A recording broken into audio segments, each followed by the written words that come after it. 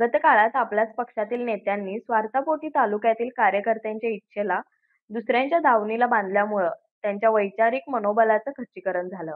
मात्र आता यापुढे आम्ही जुन्या कार्यकर्त्यांच्या पाठीशी ठामपणे उभे राहणार असून गगनबावडा तालुक्यावर कोणताही अन्याय होऊ देणार नसल्याचं प्रतिपादन राष्ट्रवादी शरदचंद्र पवार पक्षाचे जिल्हाध्यक्ष व्ही. पाटील यांनी केलं. गगनबावडा तालुका राष्ट्रवादी काँग्रेस शरदचंद्र पक्षाच्या कार्यकर्ता निर्धार मेळाव्याप्रसंगी ते बोलत होते. यावेळी राष्ट्रवादीचे शहराध्यक्ष आर. पवार यांनी पक्ष बळकटीकरणासाठी तालुका स्तरावर नव्या युवकांना सामावून घेण्याचं तसेच येत्या लोकसभा निवडणुकीत महाविकास आघाडीच्या उमेदवाराच्या पाठीशी खंबीरपणे उभे राहण्याचं आवाहन केलं. तर कार्याध्यक्ष अनिल घाडगे यांनी गगनबावड्यासारख्या ग्रामीण भागात येऊन तळागाळातील जुन्या राष्ट्रवादीच्या कार्यकर्त्यांना एकत्र आणून त्यांच्याशी संवाद साधणारे व्ही. पाटील हे राष्ट्रवादीचे पहिलेच जिल्हाध्यक्ष असल्याचे मत व्यक्त केलं.